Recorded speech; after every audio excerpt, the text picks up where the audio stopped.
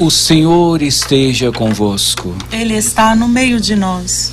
Proclamação do Evangelho de Jesus Cristo, segundo João. Glória a vós, Senhor. Naquele tempo, Jesus foi para o Monte das Oliveiras. De madrugada, voltou de novo ao templo. Todo o povo se reuniu em volta dele.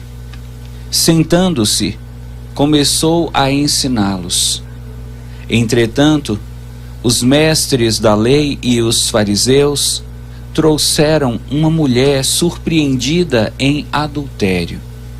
Levando-a para o meio deles, disseram a Jesus: Mestre, esta mulher foi surpreendida em flagrante adultério.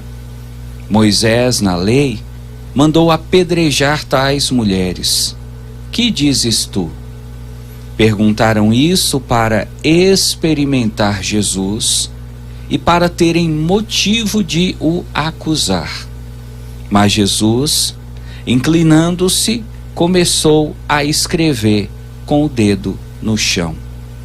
Como persistissem em interrogá-lo, Jesus ergueu-se e disse: Quem dentre vós não tiver pecado, seja o primeiro a atirar-lhe uma pedra. E tornando a inclinar-se, continuou a escrever no chão. E eles, ouvindo o que Jesus falou, foram saindo um, a começar pelos mais velhos. E Jesus ficou sozinho, com a mulher que estava lá, no meio, em pé. Então Jesus se levantou e disse: Mulher, onde estão eles? Ninguém te condenou? Ela respondeu: Ninguém, Senhor. Então Jesus lhe disse: Eu também não te condeno. Podes ir, e de agora em diante não peques mais. Palavra da salvação. Glória a vós, Senhor. Prezados irmãos e irmãs, ouvintes e internautas, nesta segunda-feira, dia 18 de março, segunda-feira da quinta semana do tempo da Quaresma, a Igreja nos traz dois textos que vão no mesmo sentido. Textos que falam de mulheres que foram acusadas de estarem praticando o adultério e que seriam apedrejadas até a morte. Essas duas mulheres receberam uma sentença contra si e deveriam cumprir uma pena capital, deveriam ser assassinadas à base de pedradas pelo crime que cometeram. Mas essas duas mulheres foram salvas. Na primeira leitura, o protagonista, o responsável para que a mulher fosse salva foi o profeta Daniel. E no Evangelho foi Jesus Cristo. Como o Evangelho já é bastante conhecido, eu quero conversar com você sobre essa situação, mas focando na primeira leitura. E nós vamos aproveitar esses dois textos do Evangelho e da primeira leitura para falar sobre livramentos. E vamos focar mais na primeira leitura, embora também vamos falar um pouquinho sobre o Evangelho para você. Veja só uma coisa. Tudo que nós vamos falar em relação à primeira leitura encontra-se no livro de Daniel, capítulo 13. Daniel, capítulo 13, fala sobre o livramento de uma mulher chamada Susana. É importante você guardar esse nome. Quem era Susana?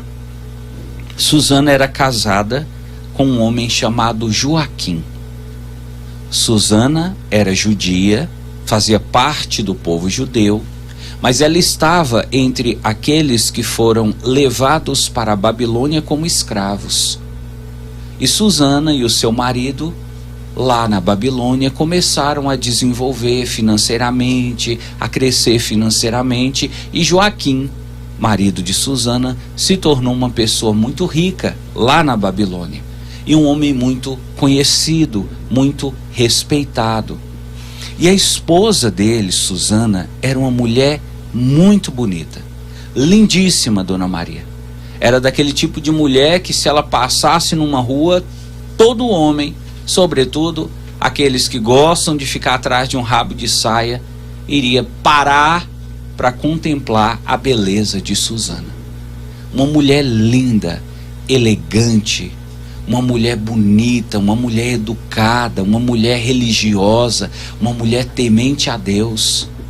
Então Joaquim se destacava na Babilônia por ser uma pessoa que conseguia fazer a sua vida financeira prosperar, e Susana era conhecida pela sua beleza. E como eles eram famosos, conhecidos, respeitados na cidade, volta e meia Joaquim recebia visitas na casa dele, para um jantar, para um almoço, para um café da tarde. No meio dessas visitas que Joaquim recebia, haviam dois senhores, dois idosos, que eram juízes. Então veja, Joaquim era uma pessoa de tanta credibilidade que ele recebia a visita na sua casa de dois juízes que estavam responsáveis pelo julgamento do povo. E quando esses juízes chegavam na casa de Joaquim, eles se encontravam com quem? Com Susana. E ali, nesses encontros com essa Susana, esses juízes começaram a admirá-la, e da admiração já passaram para a cobiça e começaram a desejar ter um caso, ter uma relação com essa mulher, Susana. Aqui eu faço uma pausa para bater de novo numa tecla que muitas vezes eu já falei aqui no programa, na Missa para as Famílias, já falei no programa Mensagem de Fé, mas toda vez que eu falar ainda vai ser pouco. Se eu falasse isso 100 vezes, ainda não seria suficiente. Teria que falar 101, 102, 103. E eu não vou cansar de pedir para você o que eu vou pedir agora. Quero que você que está assistindo pelo YouTube, pelo Facebook, olhe para a tela agora. Preste atenção no que eu vou te falar. E você que está ouvindo, se você estiver fazendo alguma coisa, por um momento, para e só escuta. Só escuta.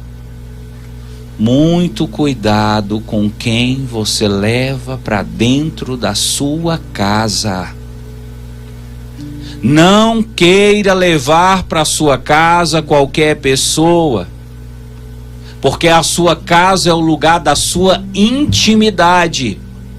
E se você não tem cuidado com quem você leva para sua casa, você pode estar trazendo para dentro do seu território inimigos que depois vão te apunhalar pelas costas e podem destruir você. Olha o que aconteceu com Joaquim. Ele, na inocência, ele na boa vontade, na pureza de coração, chamou para a casa dele dois homens que começaram a cobiçar, a desejar a esposa dele. Olha isso, seu Zé. Veja que isso acontecia há muitos séculos antes de Jesus nascer. Eu estou falando de um texto, meus irmãos, que aconteceu, que diz respeito a antes do nascimento de Jesus. Antes de Jesus nascer, já tinha gente que ia para a casa dos outros com más intenções no coração. E olha o que esses homens fizeram. Eles sentaram e pensaram: como é que nós vamos fazer para a gente conseguir ficar com essa Susana? Para a gente conseguir ter uma noite de prazer, para a gente conseguir ter essa mulher nos nossos braços e podermos beijar e abraçar aquela lindeza daquela mulher. E eles decidiram: nós vamos visitar a casa deles e vamos ficar esperando a hora oportuna. Eles foram para a casa de Susana e para a casa de Joaquim um dia de um calor muito grande, parecendo esse calor que está fazendo aqui no norte de Minas. E Susana disse: eu vou tomar banho. E Susana foi tomar banho no jardim de sua casa. Imagina uma casa muito grande, um jardim muito bonito, um jardim muito, talvez até favorável para que alguém desejasse tomar um banho ali. Susana decidiu ir para o jardim tomar banho. E os homens ouviram ela combinando com as empregadas dela: eu estou indo para o jardim, vocês vão preparar para mim o sabonete, os óleos, os perfumes e vão levar para mim lá no meu ofurô. Naquela época já tinha essas coisas, Dona Maria. E Susana estava lá deitadinha, sentadinha no seu ofurô, tomando banho, refrescando. De repente chegaram as duas muquiças lá na beira da banheira de Susana e falaram: ou você vem nos abraçar, nos beijar, dar umas bitocas na gente, ou nós vamos te denunciar. Você escolhe, Susana. Você escolhe o que você quer. Se você não se deitar conosco, nós vamos denunciar você e você vai ser apedrejada até a morte. E Susana disse: de maneira nenhuma.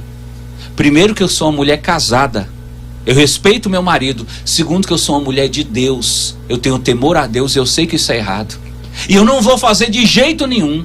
E eles falaram: pois nós vamos te denunciar. Susana começou a gritar, pedir socorro, e eles começaram a gritar também. Aí você imagina a confusão, Dona Maria, a treta que virou essa história. E os três gritando e gritando e gritando. E chegaram os empregados e chegou Joaquim. O que foi, meu Deus? O que está acontecendo aqui?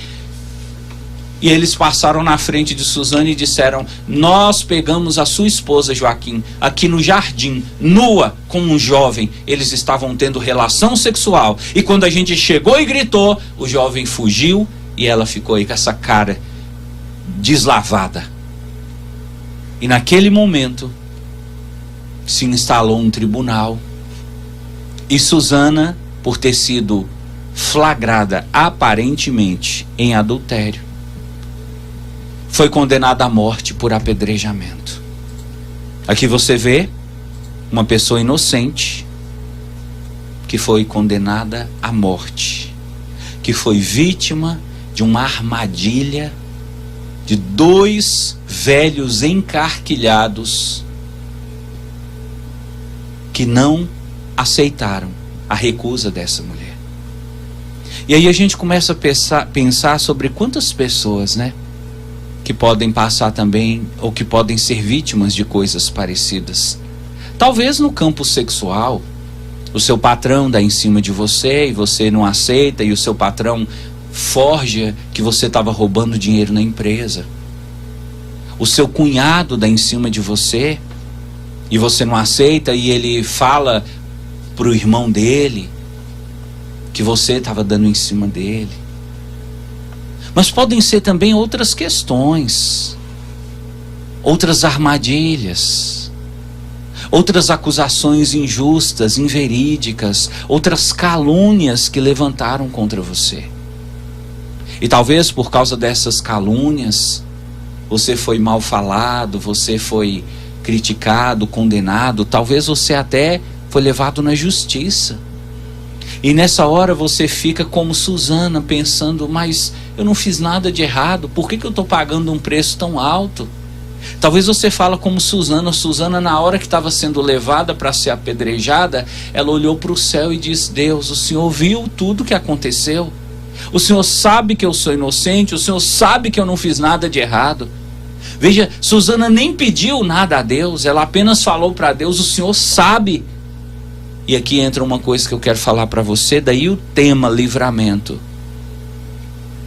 Se alguém se levantou contra você, contra a sua família, contra seu marido, contra seus filhos, de forma injusta, de forma mentirosa, de forma ardilosa, de forma cruel, de forma demoníaca, satânica, para destruir a sua vida, destruir a vida da sua família, dos seus filhos, destruir sua paz, que você não se deixe abater pela tristeza. Sabe por quê? Deus, que está vendo tudo, Deus fará justiça, Deus vai se levantar a seu favor. No caso de Susana, eles estavam levando ela e muita gente xingando e gritando: ô adúltera, Olha a prostituta, a safada, a sem vergonha. Essa Susana todo mundo achava que era uma santinha. Ela não passa de uma quenga. E ela de cabeça baixa, indo caladinha, ouvindo tudo, entregando para Deus. De repente, apareceu Daniel. E Daniel, em alta voz, disse assim: vocês estão levando essa mulher para condenar, vocês estão levando essa mulher para apedrejar, mas eu preciso dizer que eu não estou envolvido nisso. Eu não vou sujar minhas mãos com o sangue de uma pessoa inocente. E aí as pessoas falaram: como assim o sangue de uma pessoa inocente? E Daniel disse: essa mulher está sendo condenada injustamente porque armaram uma cilada para ela. Veja, não foi preciso Susana falar nada. Deus suscitou Daniel, que fez toda a defesa de Susana. E o povo disse: mas como assim? Como que nós vamos saber que não é verdade? Daniel disse: deixe que eu tire a prova com esses dois velhos que fizeram essa acusação. Separe esses dois. Deixa um num canto, outro no outro, e mande um de cada vez para conversar comigo. Aí veio o primeiro velho, só a mochiba, e Daniel olhou para ele e falou para ele: velho encarquilhado no mal. Se Daniel fosse amigo do padre Wagner, ele diria para ele: seu muquicento, sua muquiça ruim, por que você está fazendo isso com ela? Você não sabe que Deus está vendo e que Deus vai julgar e que Deus vai te dar o pagamento, sua muquiça? Fala então, já que você viu ela traindo o marido dela, onde é que ela estava com o rapaz? E o velho mentiroso do capeta disse assim: eles estavam debaixo de uma aroeira. Daniel mandou esse velho sair e mandou trazer o outro que não tinha ouvido o depoimento desse. E falou: seu infeliz, seu miserável, seu mochibento, fala para mim, onde é que os dois estavam, já que você viu, já que você acusa ela de adultério, onde é que ela estava com o rapaz? E o outro velho, desmentindo o seu colega, disse assim: eles estavam debaixo de uma azinheira. E aí Daniel concluiu: se um viu debaixo de um tipo de árvore, outro falou que era debaixo de outro tipo de árvore, os dois estavam mentindo. E ao invés de Susana ser apedrejada, quem foi apedrejado foram esses dois velhos que morreram, foram assassinados e pagaram com a vida pelo que fizeram. Eu quero encerrar essa homilia dizendo para você o seguinte: não fique triste, não se desespere, não fique revoltado, não fique desesperado. Sabe por quê? Assim como Deus livrou Susana das mãos daqueles dois homens malditos que queriam levá-la à morte, Deus vai livrar você. Sabe por que Deus vai te livrar? Porque você é inocente. E Deus se coloca do lado dos inocentes. E Deus se levanta para defender. Não precisa nem você ir para a justiça, não precisa nem você querer retrucar, você chamar a polícia, fazer boletim de ocorrência. Deus mesmo vai fazer justiça na sua vida.